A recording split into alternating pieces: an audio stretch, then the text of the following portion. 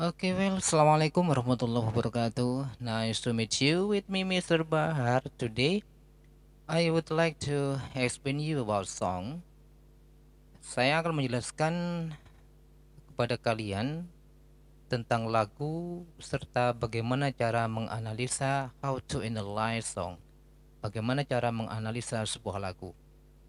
Yang pertama akan saya jelaskan tentang pengertian. Song is a composition of tune or voice in sequence, combination, and temporal relation to produce a musical composition that has unity and continuity.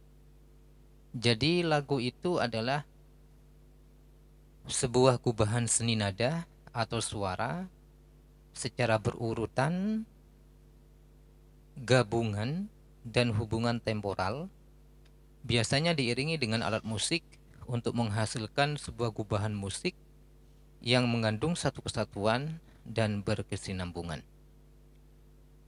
Dua, tujuan. Songs are used to express feeling and idea in an entertaining word. Songs can be used to deliver social criticism. The moral values are hidden in the lyrics. Tujuan dari lagu adalah untuk mengungkapkan atau mengekspresikan emosi dan perasaan dengan cara yang menyenangkan. Lagu juga dapat menjadi sebuah media untuk menyampaikan kritikan tentang situasi yang ada di masyarakat. Moral value atau amanah biasanya tersirat di dalam lirik yang dibuat oleh si penulis lagu. Kelas berikutnya yang ketiga, ciri kebahasaan. Song ini pasti memiliki ciri kebahasaan. Pertama, imagery. Imagery describes about feelings and emotions. Jadi imagery ini menunjukkan bahwa lagu itu berupaya untuk menggambarkan sebuah perasaan yang dirasakan oleh si penulis. Yang kedua, rhythm. Ritme di sini dapat menciptakan sebuah rasa atau dapat menciptakan sebuah mood, ya. Misalnya apabila kita sedang bersedih dan mendengarkan lagu dengan ritme slow, maka kita pasti akan terbawa dalam suasana dengan lagu tersebut. Jadi kedua unsur inilah yang menjadi ciri kebahasaan atau language feature dari sebuah lagu atau song. Berikutnya yang keempat, figure of speech. Jadi bentuk-bentuk kalimat atau lirik dalam sebuah lagu. Yang pertama, metaphor. Metaphor is comparing to things that are not alike to suggest that they actually have something in common. Jadi metafor itu membandingkan dua benda atau dua hal yang tidak berkaitan, namun sebenarnya ada kesamaan antara dua hal tersebut. Misalnya kalau dalam sebuah lirik lagu itu ada kalimat time is a thief, time dengan a thief itu tidak berkaitan, tapi sebenarnya makna yang tersiratnya itu ada kesamaan antara time, waktu, dengan a thief, seorang pencuri. Sama aja kalau misalnya dalam sebuah kalimat ada her hair was silk, jadi rambutnya berkilau.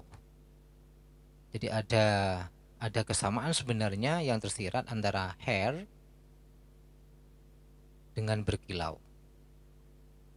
Itu namanya metafor. Yang kedua, figure of speech dari lagu itu adalah simil. Simil compares to things using like or as. Jadi Simil ini biasanya membandingkan dua benda atau dua hal yang mirip, bukan yang sama. Misalnya, my love is like red rose. Jadi cintaku bagaikan bunga merah. Mirip, bukan sama. Ini namanya simil. Yang ketiga, hyperbole. Hyperbole ini biasanya menggambarkan sesuatu itu secara berlebih-lebihan. Bahkan saking berlebih-lebihannya bisa menggelitik. Misalnya kalau ada kalimat that math homework took me 8 million years to finish. Jadi PR matematika itu biasanya menghabiskan waktu 8 juta tahun untuk menyelesaikannya. Jadi itu terlalu berlebihan. Tapi paling tidak ini bisa memberikan sebuah acuan, sebuah motivasi gitu ya. Sebuah motivasi, tapi motivasi yang tidak konstruktif. Jadi membuat si pembaca atau si pendengar itu jadi males kemudian untuk mengerjakan PR matematika.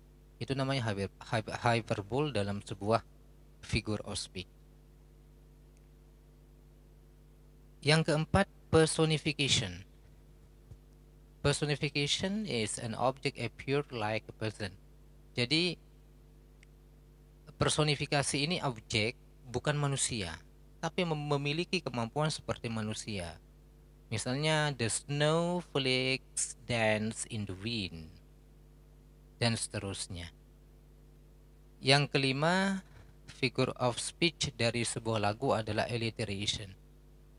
Alliteration ini the repetition of the same beginning sound in a series of words. Jadi pengulangan bunyi suara yang terdapat di awal setiap kata. Misalnya, Peter Parker picked a pack of pens punctually. Nah, ini tadi figure of speech dari sebuah lagu. Berikutnya yang kelima adalah struktur.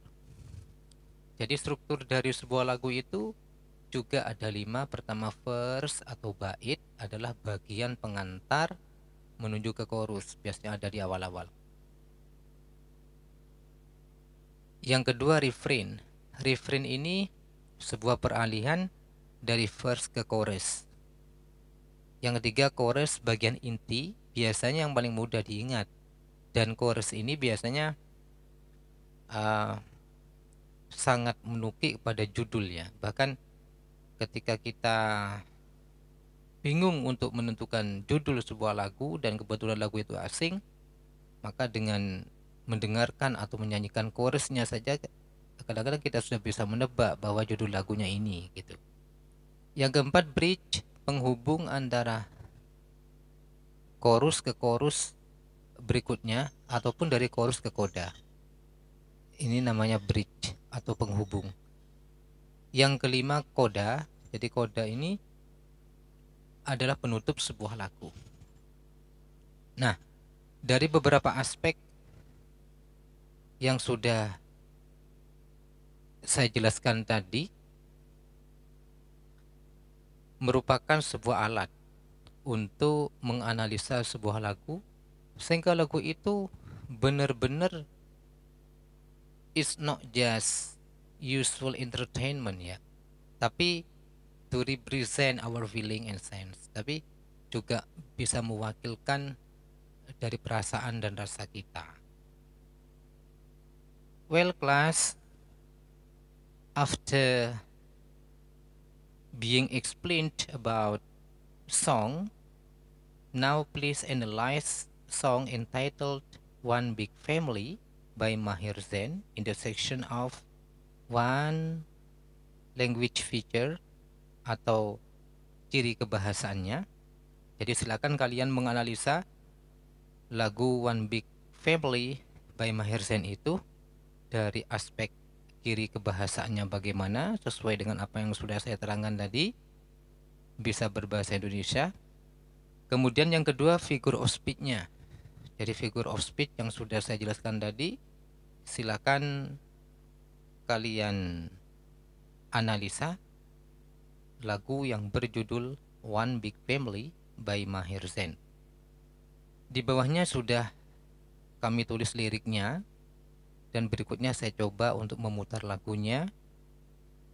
Simak baik-baik, kemudian nanti dianalisa, diketik. Bagi yang menggunakan HP Android, Anda bisa menggunakan aplikasi WPS, atau bagi yang pakai laptop, Anda bisa mengetiknya dengan menggunakan Word biasa. Well class, berikutnya saya akan putarkan sebuah lagu yang berjudul One Big Family. Selamat menikmati.